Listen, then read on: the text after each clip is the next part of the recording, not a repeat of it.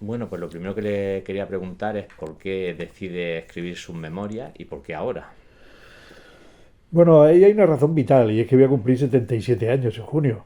Y entonces, eh, yo cuando en el año 2007 murió mi padre había muerto 20 años antes, hubo que cerrar la casa y aunque yo tengo dos hermanas mayores, me tocó a mí ordenar los papeles de mi padre. Y encontré documentos del año 40, del año 36, y muy importantes para explicar la biografía de mi padre. Y me hubiera gustado que mi padre hubiera escrito unas memorias. Mis hijos, tengo tres hijos, lo han agradecido. Y yo creo que las memorias ya han cumplido con su papel, sin perjuicio de que ahora la editorial tiene que vender y todo eso, es una inversión. Pero mi hijo segundo, sobre todo, que es el más crítico, que también que es novelista, que aparte es magistrado de la audiencia provincial, y que cuando leía mis libros me decía, bueno, sí, pero al leer este le ha impresionado, le ha gustado, me ha dicho que necesita un ejemplar para cada uno de sus hijos, para que su abuelo sepa lo que hizo en su vida. Y esa fue una razón. Yo creo que, aunque nuestra vida no tiene importancia, como seres humanos, nuestra vida no es nada, no somos nada importantes, y pretender la inmortalidad es ridículo. Y ahí están los autores de las pirámides, que nadie se acuerde quién las hizo. Pero, pero por lo menos que tu familia sepa, y algunos amigos que se sientan reflejados en esa vida y se sientan comprendidos, vean el punto de vista tuyo del tiempo que te ha tocado vivir y el ambiente que te ha tocado vivir. También es verdad que cuando me jubilé me puse a desarrollar una vieja vocación de escritor y escribí una novela que publiqué que se llama La sombra que habita en nosotros, que publiqué en el año 2020, 21, 20.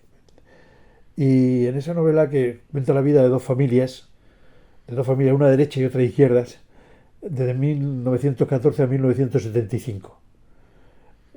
Meses antes de que muriera Franco, termina la novela.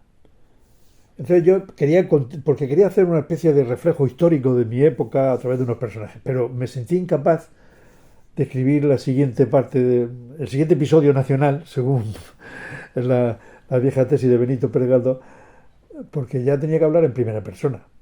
Hasta el año 75, bueno, yo era un estudiante, pero no había participado en la vida pública, pero a partir del año 75, 76 ya empecé a participar en la vida pública y me sentía incapaz. Entonces creo que este libro de las memorias, esta selectiva que he publicado, pues significa un intento de decir, bueno, a partir de ahora ya puedo escribir lo que quiera sobre esta época, cosa que ahora yo ya me siento liberado, ya he explicado mi opinión y ahora yo puedo hablar de personajes que puedan vivir esa época y que lo hagan más ameno la lectura. Y sobre todo porque a mí me gusta escribir, me gusta mucho escribir. Yo he escrito siempre. Cuando tenía 18 años me presenté al Premio Nadal de Literatura con una novela que se llamaba Con las manos vacías y que mi padre me recomendó que no publicara porque contaba la vida de cuatro comunistas en la Universidad de Murcia, en pleno franquismo. Entonces mi padre dijo, hombre, si vas a hacer algunas oposiciones o algo y tal, no te conviene publicar esta novela. O sea, yo siempre he escrito. Lo que pasa es que mi profesión ha sido la de jurista, ¿no? Y entonces he escrito muchas cosas también relacionadas con mi profesión. Pero a mí lo que más me divierte es escribir novelas. ¿Cómo vivió el día de su presentación rodeado de familiares, de amigos? Bueno, el día de mi presentación, la presentación de la novela fue un día muy emocionante, porque yo no sabía que iba a ir tanta gente. Yo había invitado a muchas personas, había invitado a muchas personas por teléfono y le había mandado una invitación al estilo antiguo, como si fuera una invitación de boda, ¿no? Que la editorial me preparó. Pero claro, la editorial se puso en contacto con los medios de comunicación y los medios de comunicación de Murcia pues le dieron mucha publicidad a este acto. Ángel Montiel en la opinión, porque yo colaboro, la verdad, pero con la opinión no, pero Ángel Montiel, que es un gurú de la política de hace 40 años, pero algún reportaje, la opinión sacó también una entrevista, la verdad, luego alguna emisora de radio. Mañana he quedado con la SER, que lo va a sacar a posteriori, ¿no? Y entonces eso hizo que se llenara el salón. Cuando se llena un salón de ese tipo, piensan lo siguiente. Primero, se trata de un libro que habla de una persona que va a cumplir 77 años y que fue aniquilado de la política hace más de 30. Luego aquí esto se puede ponerse a llorar todo. Entonces, hay que procurar que la gente no llore y hay que contar cosas que sean divertidas, porque la vida en sí misma es divertida y eso es lo que intentamos, que la gente se lo pasara bien. Cuando empecé a oír las intervenciones, pues me dije a mí mismo, esto es todo lo que se va a decir en mi funeral porque también de una persona no se habla cuando está vivo, se habla cuando ya se ha muerto. Entonces a mí me daba la impresión de que era ya un anticipo de lo que va a ser mi funeral. Digo, hombre, esto, la gente está hablando también de mí, que esto es como si yo estuviera viviendo mi propio funeral.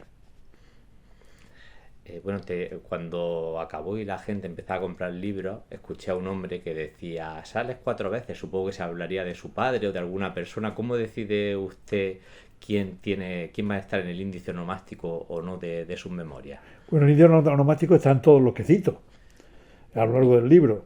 pero, por ejemplo, le corto un momento, casi al principio del libro hay una persona de Lorca a la que no nombra. No, no, claro, pero eso es la técnica de Mariano Rajoy.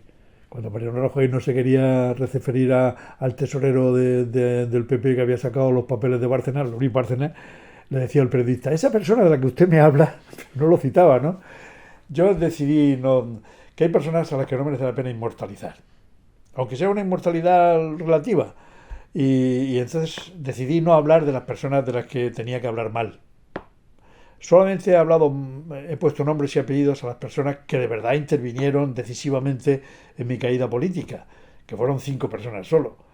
Los enemigos que tenía en Murcia no los he citado por sus nombres y apellidos, porque eran gente molesta, muy molesta, sacando en la prensa siempre cosas, con anónimos, conspirando, malmetiendo, pero no fueron determinantes de mi caída. Yo, si no hubiera intervenido Tomás Maestre, Manuel Fraga, José María Aznar, Paco Álvarez Cascos y Arturo García Tizón, no hubieran causado ningún daño. Pero claro, cuando se juntaron la gente que yo tenía en Murcia en mi contra con los de Madrid, pues hicieron que no pudiera seguir en política.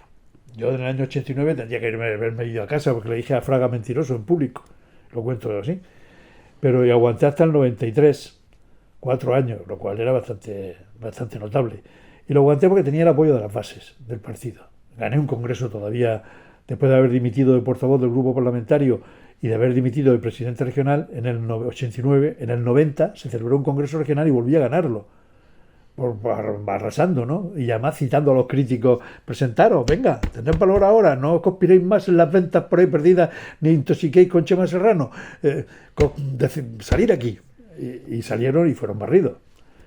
Claro, y luego ya en el 93, cuando ya, en el 93, y ya le dijeron a la gente, el que esté con Calero está contra Aznar. Y si queréis tener carrera política, tenéis que dejarlo.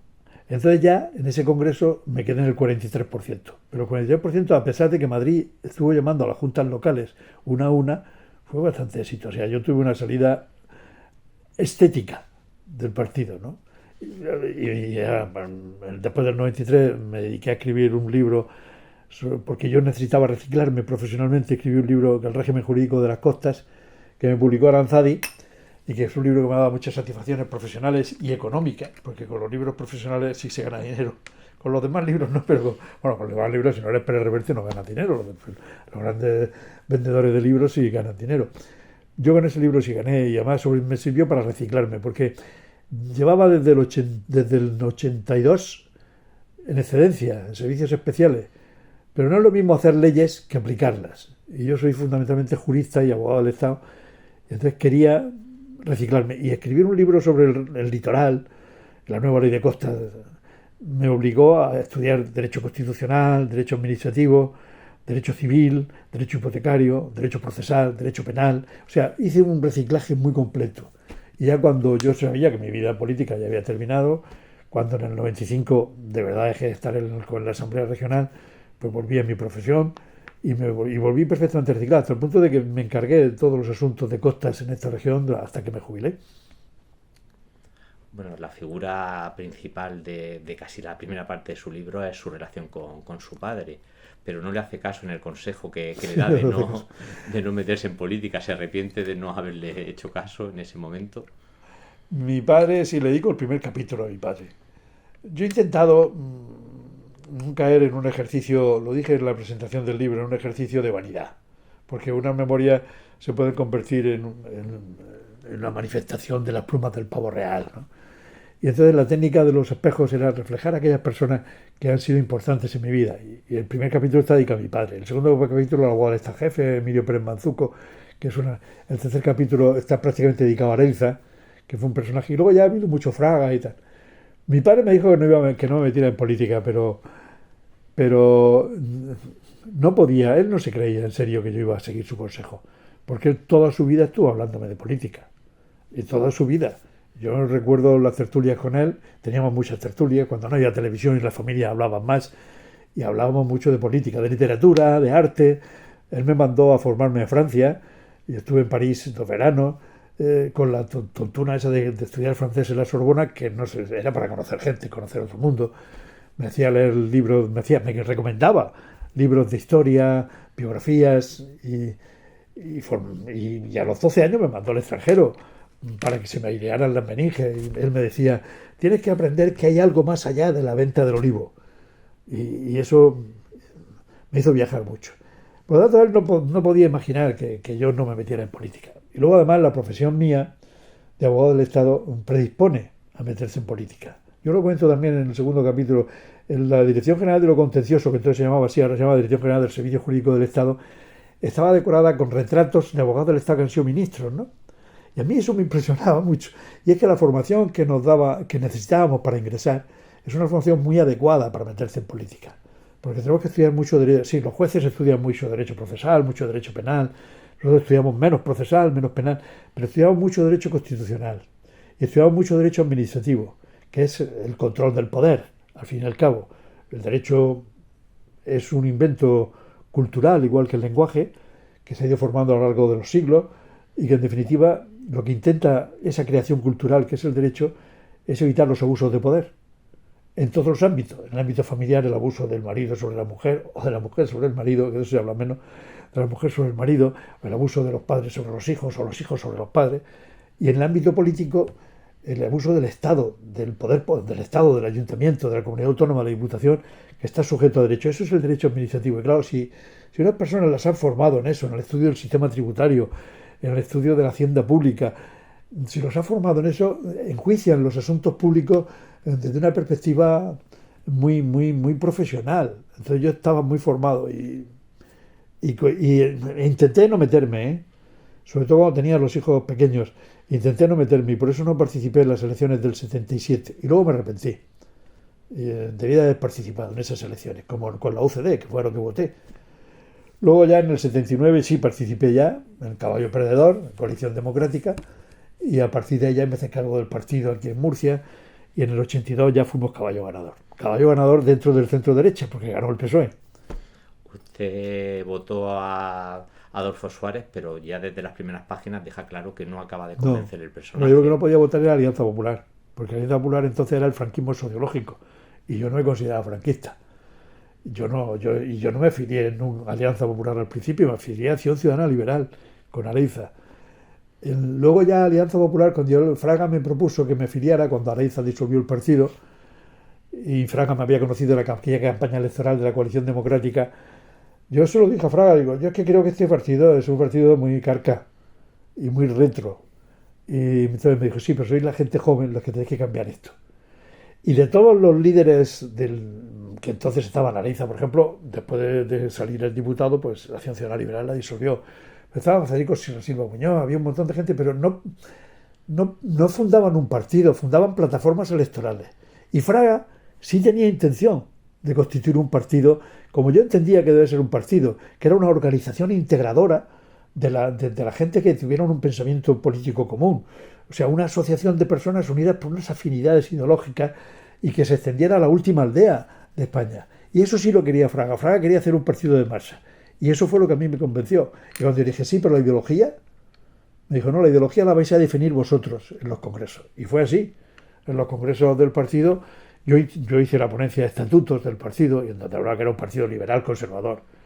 Y se aceptó. Ahí estaban personas como Miguel Herrero y Rodríguez de Miñón, que hicieron la ponencia política, liberal profundo, con unos tintes democristianos muy interesantes. Mi tesis en la construcción de la derecha española, que un libro que presentó Fraga en el año 84, era que la derecha española, se llama La construcción de la derecha española, la derecha española no es que sea plural, que haya demócratas cristianos, liberales y conservadores, es que tiene una ideología plural, pero es única. Es decir, el que es liberal también es demócrata cristiano, porque está imbuido de los principios del humanismo cristiano. y también el reformista, del reformismo, que es la corriente cultural del siglo XVIII español. Y es conservador, porque quiere hacer las reformas, pero sin destruir lo existente, sino modificando lo existente poco a poco. E incluso hay ciertos tintes socialdemócratas, aunque eso es menos, pero también, porque el estado del bienestar, los grandes pilares del estado del bienestar, la educación pública, la sanidad pública, el sistema de pensiones y ahora ya la dependencia, eso no es bandera ya del Partido Socialista. Eso es bandera de la derecha también, igual que el ecologismo, que no es bandera de la izquierda, es bandera de todo el mundo. Y eso es la derecha a la que yo quería pertenecer. Yo no me llamaba de centro, por oponerme a Suárez, claro, pero porque decíamos además que el centro no existe, es un punto, no es un espacio. Los puntos no tienen dimensiones. Y es el punto en el que converge la moderación de la izquierda y la moderación de la derecha. Entonces, de centro es el PSOE y de centro debe ser el PP. Debe ser el PP. Si no hay demasiados tirones de Ayuso o de la de Sumar, que son las que tiran para los extremos, ¿no? Y eso es la idea. Entonces, la pregunta está contestada, ¿no? Sí. Bueno, quería preguntarle también precisamente por la moderación, porque el primer interveniente, después de su presentación, a usted le dijo que lo que se necesitaba era más moderación. Sí. Se refería entonces a Partido Popular y Partido Socialista, no entra dentro Vox o Sumar. Claro. O sea, son... Sí, cuando yo fui elegido presidente regional de este partido, del Partido Popular, Alianza Popular, entonces, en noviembre de 1979, se celebró el Congreso en el Hotel Siete Coronas. Y había 50 personas o 60, no más. Y mi ponencia se llamó La Moderación Nacional. Y yo siempre escribí que en todo lo que no fuese moderación era condenarnos no al fracaso como partido político, sino al fracaso como sociedad. Es decir, España tiene una historia que no se puede olvidar. Y es la historia del conflicto del 36. Eso es la sombra que habita en nosotros, el título de la novela mía. Eso no lo podemos olvidar. Y como decía Marañón, las guerras civiles tardan más de 100 años en olvidarse. En Estados Unidos aún no se ha olvidado la guerra civil que tuvieron ellos. Ahora hablaremos de eso si quieres.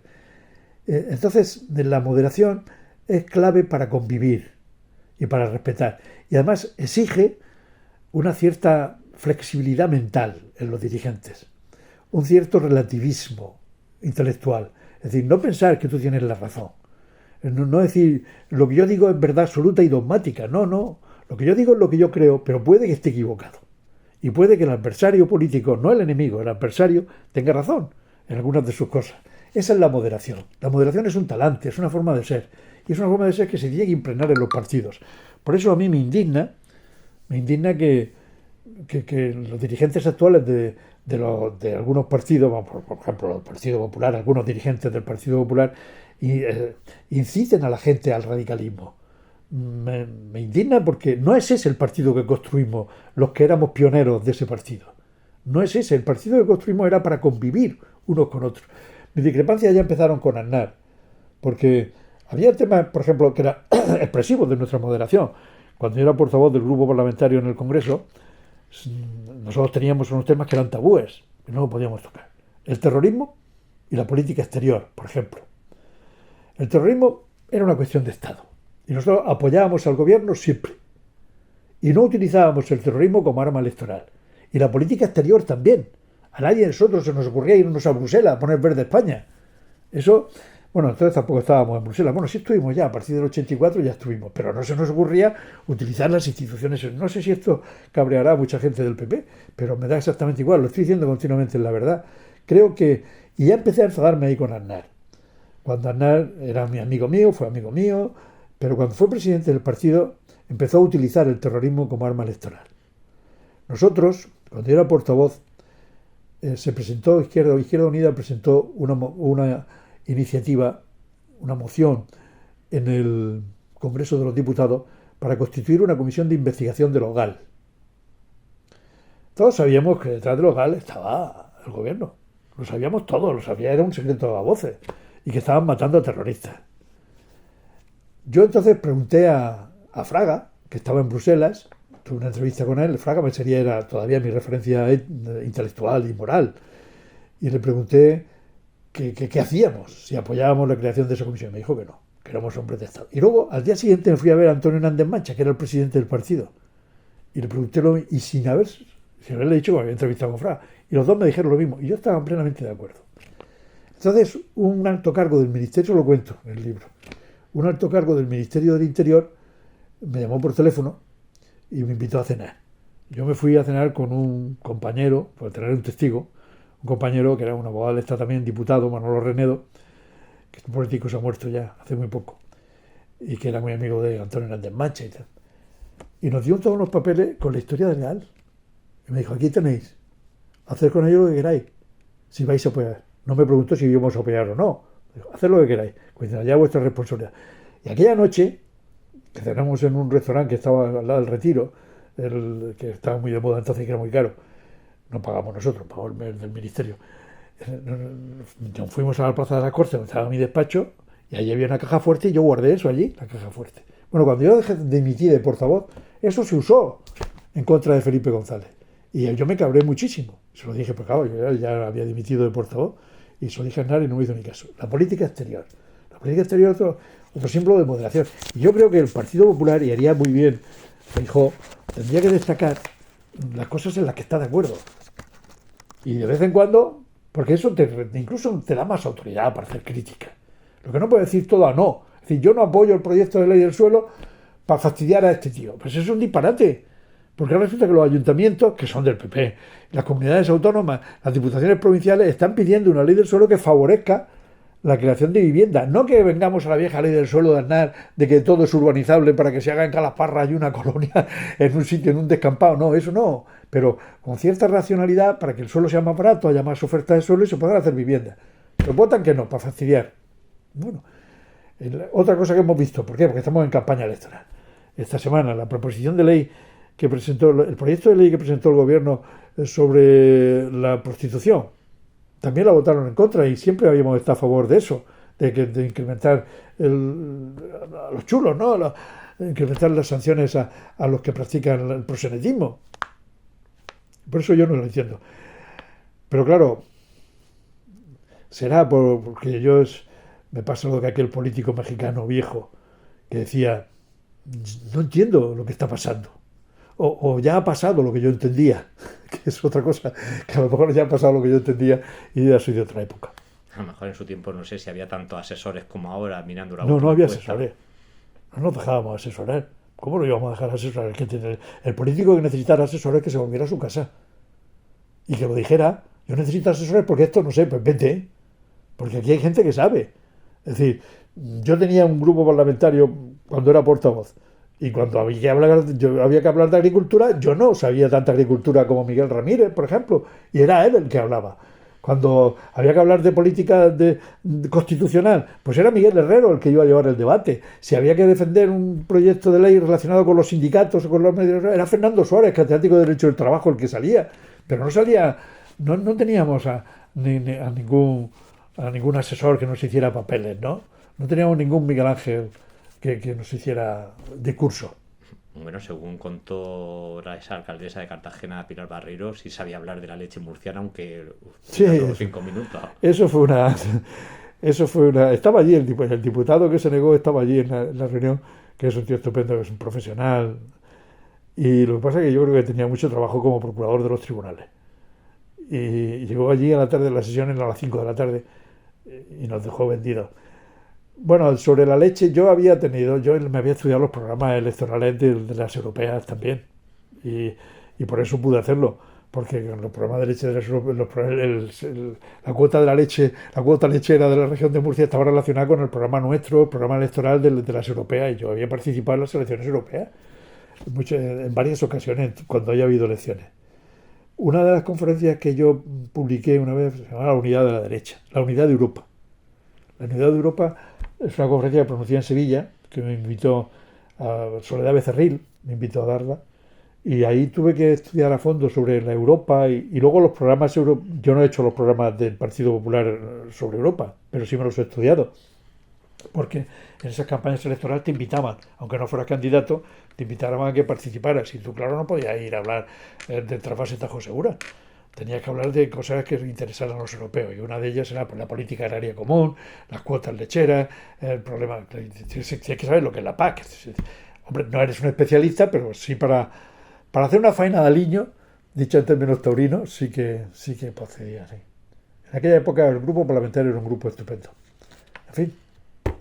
Bueno, quería dar impresiones, bueno, en sus memorias, que un poco el pecado original de la transición es no acabar de cerrar el estado de la autonomía, o sea, que parezca que no tiene fin. No sé si cree que a esta altura eso se puede cambiar. Sí, eso es una cuestión política, pero también es una cuestión técnica. Es decir, el estado de las autonomías, tal y como está actualmente, es ingobernable.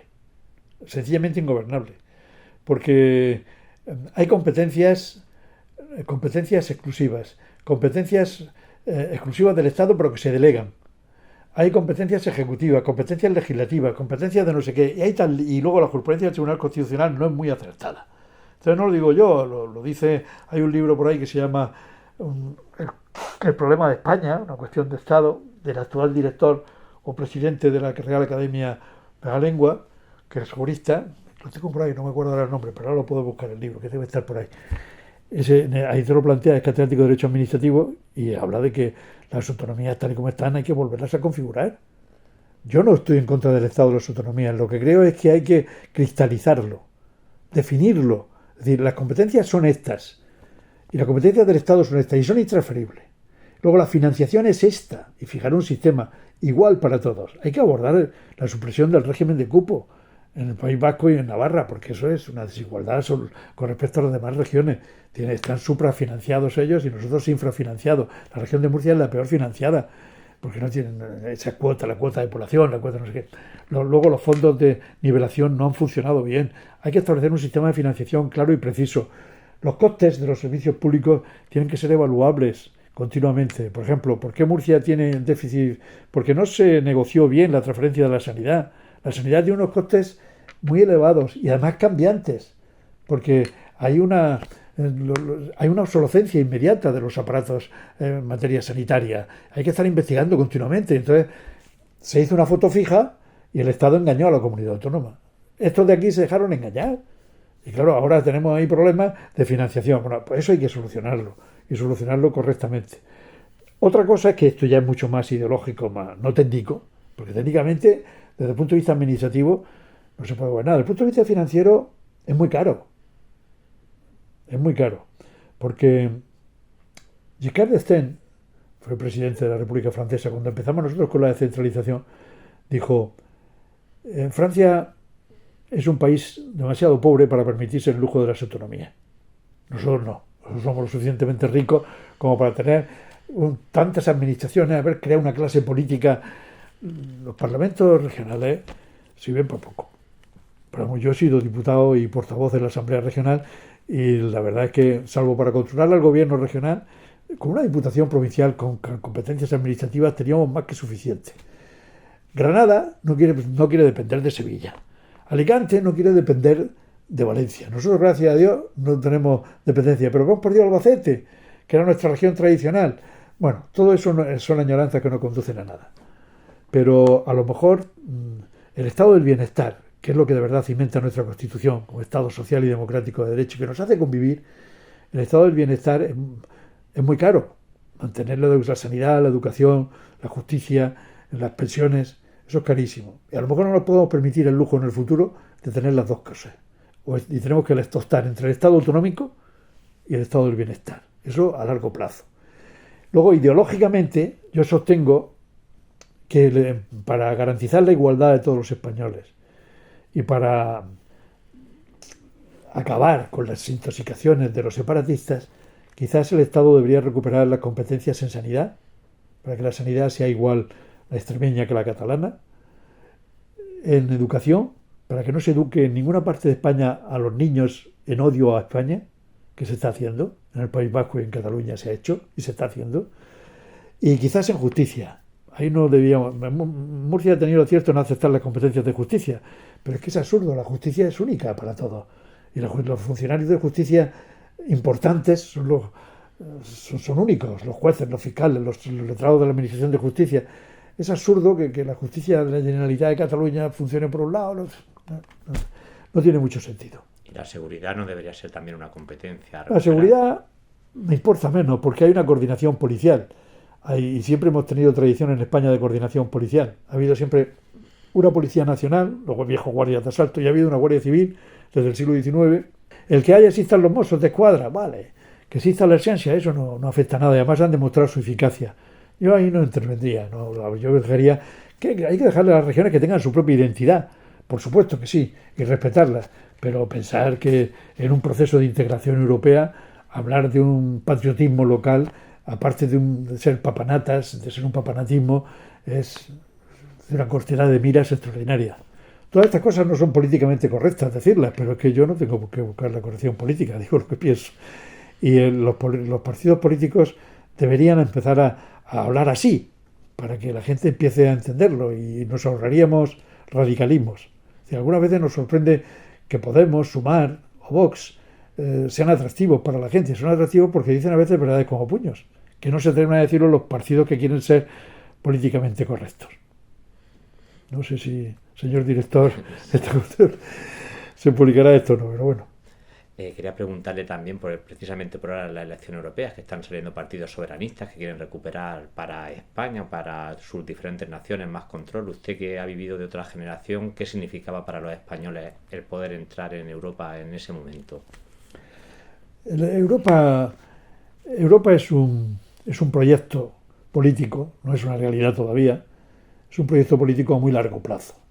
No es cuestión de que esta generación diga una cosa u otra. Jean-Marie Schuman dijo que Europa no sería de golpe en el año 50 y tantos, cuando se estaba preparando el Tratado de Roma y el Tratado de la CECA y el Euratom como orígenes de la Unión Europea. Que Europa no sería de golpe, sería mediante una construcción paulatina, poco a poco, creando solidaridades de hecho, decía. La solidaridad de hecho significa la liberación de renta, la liberación del nivel de vida de los europeos. Por eso las políticas de solidaridad, los fondos europeos, para compensar los déficits de nivel de vida que pueda haber entre Rumanía y España, o entre Francia y Portugal. Eso tiene que funcionar así. ¿Pero por qué? Eso lo decía Ortega, que es uno de los padres de Europa, aunque no se reconozca. Ortega se habla de que Europa es un conjunto de pueblos, una especie de enjambre, dice él, enjambre de pueblos, como si fuera un enjambre de abejas, que se dispersa con el fin del Imperio Romano y que tiene que volver a integrarse. Y entonces en los pueblos europeos hay dos clases de vínculos de solidaridad. La solidaridad nacional, que es muy fuerte, y luego hay una solidaridad europea, hay una cultura común.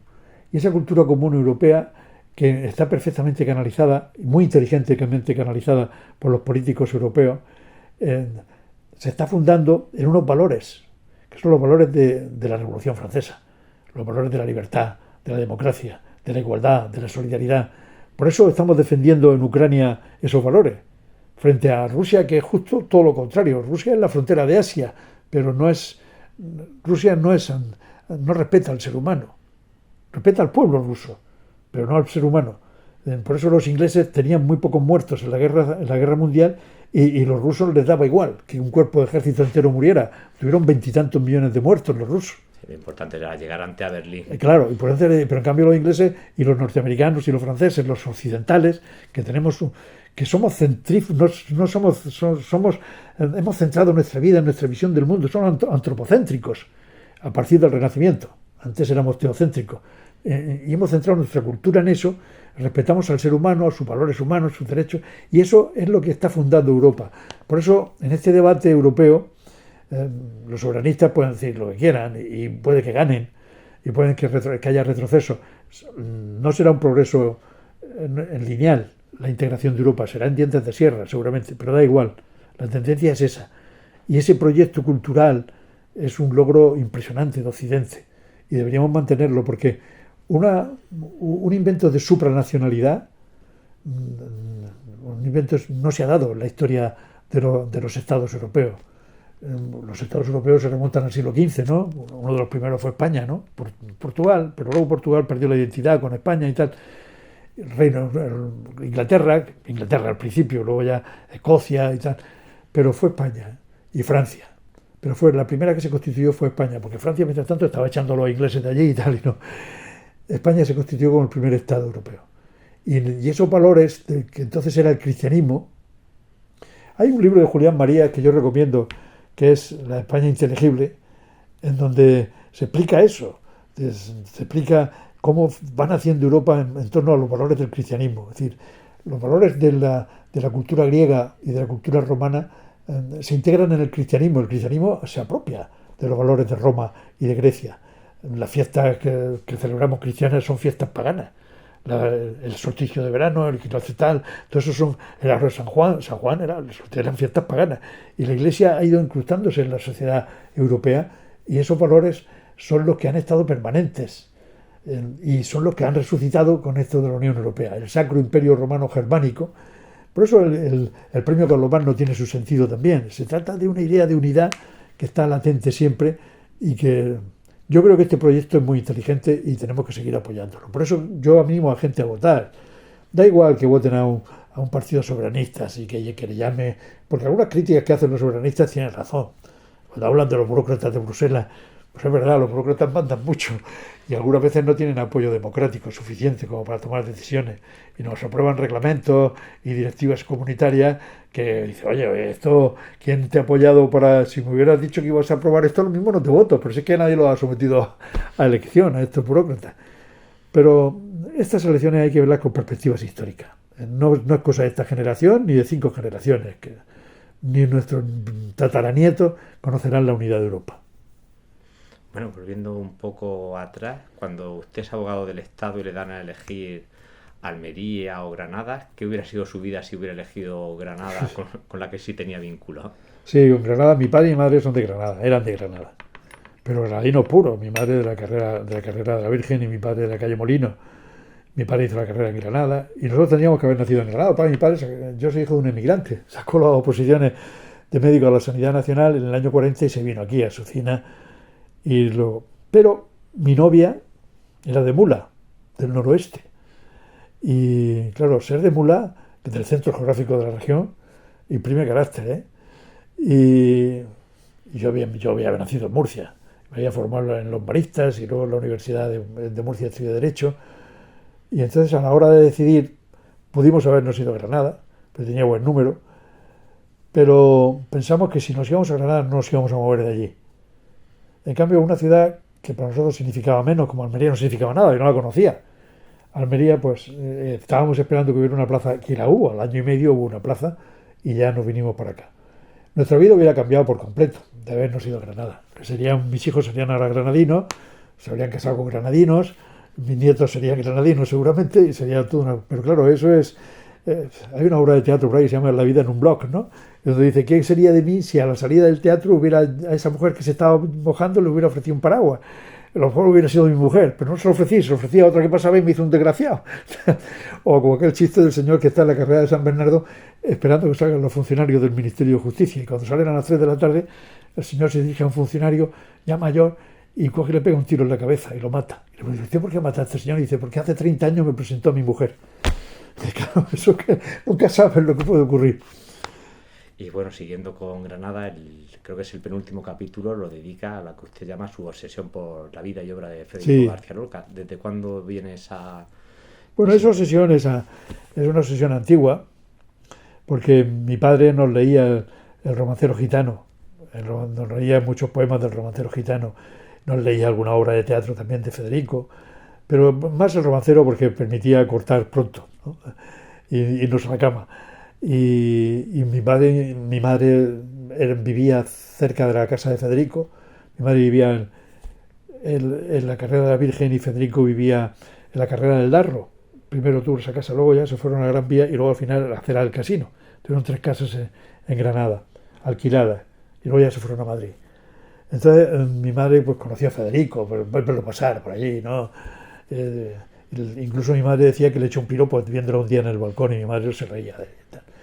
Bueno, pero yo no, el tirón de granadino no lo tuve hasta los 40 o 40 y tantos años, que es cuando al hombre le empiezan a gustar las comidas de cuchara. Yo de joven no me gustaban las judías ni los garbanzos, me gustaban los bistecs con patatas y una tortilla y tal. Y a partir de cierta edad empiezas a saborear las judías y eso empezó una cosa extraña a sentir tirón por Granada y empecé a ir a Granada. Después de empezar a ir a Granada a ver a mis tíos, con la excusa de ir a ver a mis tíos, de ver a mis primos, con los cuales no teníamos mucha relación, empecé a leer más cosas de Federico. Después me leí la vida de Federico, de Gibson, y me gustó mucho. Mi mujer me regaló las obras completas de Federico y las leí. Entonces, en uno de los viajes, yo allí iba ya cada 6 meses a Granada, a darme una vuelta por allí. Parecía como si mis raíces se removieran. Es algo inexplicable. No lo puedo explicar con palabras, pero yo cuando estoy en Granada me siento en mi casa, como si mis raíces me llamaran. Es irracional, es no explicable. Pero entonces, cuando uno de los viajes que hice a Granada, estuve en el Carmen de San Vicente, el Carmen ¿cómo se llama? No se llama el Carmen, se llama no sé qué, de San Vicente. Bueno, estuve allí en la casa de Federico, y en la casa de Federico nos enseñaron, allí venden libros de Federico García Lorca. Y entonces uno de los libros que yo pedí fue, ¿aquí Gibson? Y dice, no, Gibson aquí no. ¿Cómo que no? No, aquí, si usted la biografía de Federico, Agustín Penó. Yo no sabía quién era Agustín Penó. Y entonces me quedé extrañado, y luego salió publicado el libro de Agustín Penó, que lo publicó Marta Osorio, una profesora de un instituto de Granada, que era sobre los apuntes que había hecho Agustín Penó en los años 50 y tantos. Agustín Penón era el hijo de un catalán, la Huerta de San Vicente, esa es la casa, la Huerta de San Vicente. Un catalán que se llamaba Peñón, lo que pasa es que en inglés no existe la ñ, que en el año 33 se fue a Nueva York. Y allí tuvo su hijo, que era Agustín Peñón, Agustín Penón, que era norteamericano. Y Agustín Penón era homosexual, como Federico. Y estaba obsesionado con Federico. Y se vino en el año 50 a España. Claro, en esa época estaba Eisenhower ya guiñándole el ojo a Franco. Y no se atrevieron a meterse con él. Porque ese tema, en el año 50, hacía 11 años que había terminado la guerra civil. Y entonces él, con el pasaporte norteamericano, empezó a indagar sobre la muerte de Federico. Estuvo 2 años y medio. Y habló con mucha gente. Y su padre al final tuvo que venir a España a recogerlo. Y estaba en Biznar, viviendo en Biznar. Y el padre se lo llevó a Estados Unidos. Y él tenía un conjunto de carpetas. Y no sé por qué no quiso publicar las carpetas esas. Se los dejó a su amante, que era William Layton, que era un actor de Broadway. Y cuando murió Agustín Penón, hay 2 versiones. Una, que William Layton le entregó esas carpetas a Gibson mediante un contrato, y otra versión, que es la que yo sostengo, es que William Layton se la entregó a la familia de Federico, que estaba en Nueva York viviendo. Después de la guerra civil se fueron a Nueva York. Entonces la familia de Federico contrató con Gibson que se convirtiera eso, y Gibson, sobre la base de esa investigación, reinvestigó 10 años después, 10 o 15 años después, porque todavía vivían muchos personajes y habló con muchos. Reinvestigó todo, no citó a Penón, y luego, al parecer, dijo algo que a la familia no le gustó. Y es quien dijo que estaba en casa de Luis Rosales. Parece ser que lo dijo la hermana, cuando fueron a por él, a la Huerta de San Vicente, y les dijo que no estaban allí. Entonces, bueno, pues nos llevamos al padre, a Federico García Rodríguez.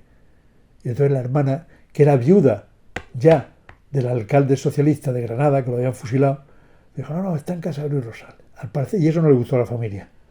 Entonces, pero el libro de Gibson es bueno, y el libro de Agustín Penón es estupendo, porque esta señora tuvo que completar muchas lagunas.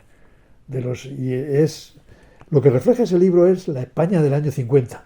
Porque claro, ves la Granada de aquella época, cuando se tienen que entrevistar con Pepinic y Rosales, que era un alto cargo falangista. Luego hay otro libro muy interesante, que es el del libro del director de un periódico de allí, El Ideal, de Granada, que es Eduardo Molina Fajardo, que era falangista. Y Eduardo Molina Fajardo estaba obsesionado también por la muerte de Federico. Investigó sobre su muerte. Pero claro, con una ventaja, que al ser el falangista todos se hablaban con él. Incluso el capitán Nestares, que fue el que lo recibió en Biznar, no fue el que lo mató, pero vamos, el capitán Nestares está como el maldito que lo mató. No fue Nestares, fue Valdés. Y tampoco fue Valdés, fue Queipo de Llano el que dio la orden de que lo matara. Pero bueno, y entonces este no lo llegó a publicar tampoco, se murió y todos sus hijos lo publicaron como libro póstumo.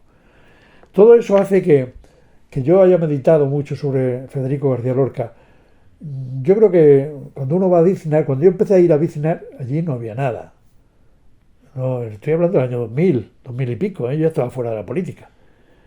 Ahora ya sí. Ahora en el barranco de Biznar hay un montón de lápidas, de gente de fosas comunes que había allí. A Federico no está en Biznar, no está en el barranco, está un poco más allá, en un paraje diferente, un poco más camino de otro pueblo, del otro pueblo que está allí. Bueno, Alfacar, entre Biznar hacia Alfacar. Y entonces, cuando yo empecé a ir allí, pero luego ya me enteré que en el año 2006, que hacía el aniversario del año 36, que le hacían un homenaje a Federico. Y entonces estuve en ese acto de homenaje. Y ese homenaje fue inventado Alfonso Guerra, que nos conocíamos del Congreso. Y entonces he ido todos los años, salvo cuando algún año me ha nacido un nieto y no he podido ir, y otra vez que estuve un año en verano que estuve en Estados Unidos, pues he estado siempre allí. Y la verdad es que es interesante, porque eso lo organiza la Diputación Provincial. Bien esté dirigida por el PSOE, que lo organiza encantado, bien esté dirigido por el PP. Y muchas veces cuando está dirigido por el PSOE, dicen, todos somos Federico. No, no. Ha habido muertos en los dos lados. Pedro Muñoz Seca, también ha habido barbaridades en los dos bandos. Ahí está el libro de Paul Preston, El Holocausto Español, para decir que ha habido barbaridades en los dos bandos. Pero Federico es un símbolo. Federico era una persona frágil, era un genio literario que hubiera llegado a ser premio Nobel de literatura. Si a los 38 años había escrito eso, que escribió él, y lo hubieran dejado vivir 20 años más, hubiera sido Nobel de literatura y para mí es uno de los más grandes poetas del siglo XX. Entonces Federico para mí es un símbolo de todo lo que no debemos hacer los españoles en el futuro. Por eso lo defiendo tanto. Creo que hay que recordar a Federico García Lorca para acordarnos de lo que no tenemos que volver a hacer. De ahí la moderación, de ahí el espíritu de la transición, de ahí que yo invitara al secretario general del PSOE y a mis amigos comunistas que estuvieran allí. Algunos estuvieron, otros no, pero en fin, allí hubo algunos incluso que decía que me conocía de más tiempo que mi mujer. Pero yo creo que hay que llevarse bien con todo el mundo porque tenemos que convivir todos. Y eso lo tenemos que aprender no olvidando la historia. No sé si es cierto o no, pero de Federico se decía que era amigo de José Antonio Primo de Rivera, por lo menos Trapiello lo comenta. Y no me extraña, porque yo no lo conozco eso. He leído varias biografías y no lo conozco. De Gibson, desde luego, en los diversos libros que ha hecho sobre Federico no lo dice. Y los demás biógrafos que yo le he leído tampoco. Pero algunos biógrafos de José Antonio sí. Y no me extraña porque los dos eran personas muy inteligentes. Con José Antonio Primo de Rivera se estará de acuerdo o no, pero realmente era un hombre inteligente, muy inteligente. Cuando uno lee sus escritos, este hombre escribía muy bien y le echaba mucha pasión. Y teniendo en cuenta el tiempo en que vivió, había que entenderlo. Es que si nosotros hubiéramos vivido en el año 36, hubiéramos sido moderados o al final hubiéramos tenido que tomar partido. Porque mi padre era moderado. Mi padre no fue falangista. Mi abuelo sí. Pero mi padre no fue falangista. Ni tampoco era comunista. Pero le tocó en Granada, que era zona nacional. Entonces, claro, había mucha gente que no era ni de un lado ni de otro, que era lo que ahora llamaríamos el centro, ¿no? Y eso eran moderados. Pero hubiéramos, no lo sé. Yo no sé qué hubiera hecho en el 36. La tercera España, ¿no? Que se decía. La tercera España, sí, eso que habla Trapiello. Habla mucho de eso. Es un magnífico libro suyo sobre las almas y las letras. Bueno, ya casi estoy terminando. Quería preguntarle por qué eligió Goyarín como editorial para sus memorias. Pues elegí a Goyarín por mi respeto y por mi amistad con Paco Marín.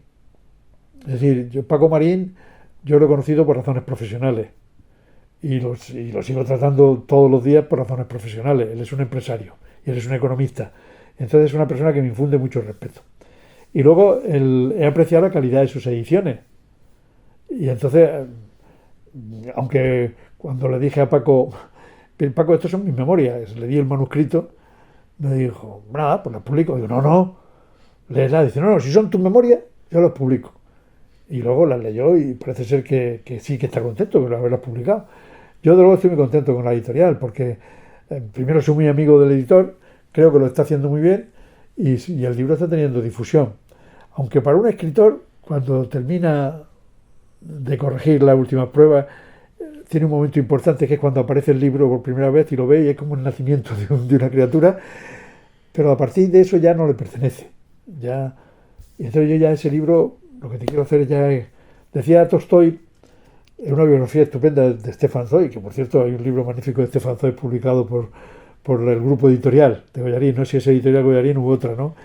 El Stefan Zweig decía que en esa biografía de Tolstói que un libro solo se te desaparece de la cabeza cuando desaparece de tu escritorio.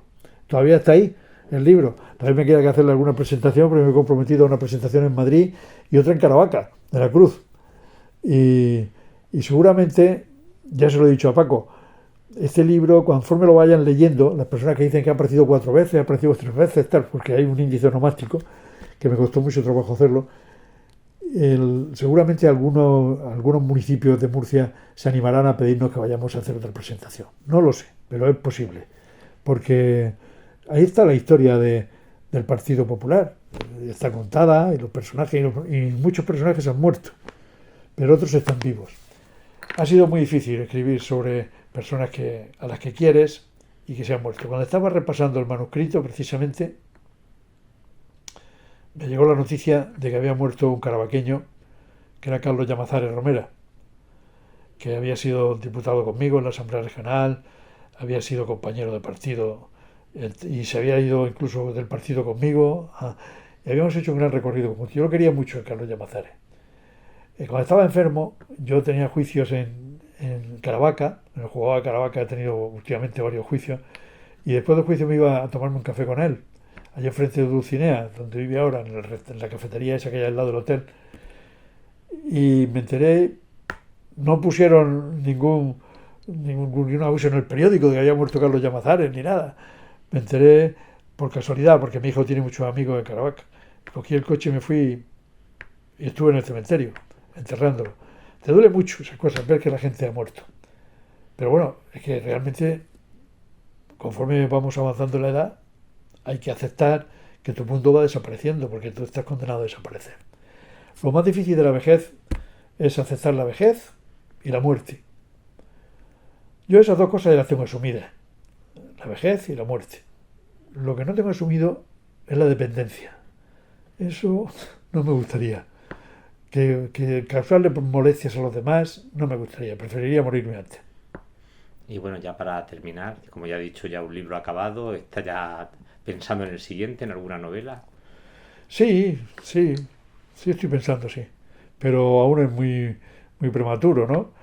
Pero sí estoy pensando, precisamente porque puedo empezar en el 75, esa novela. Sí, tengo ya pensados algunos personajes, y incluso un título que luego lo cambiaré, ¿no?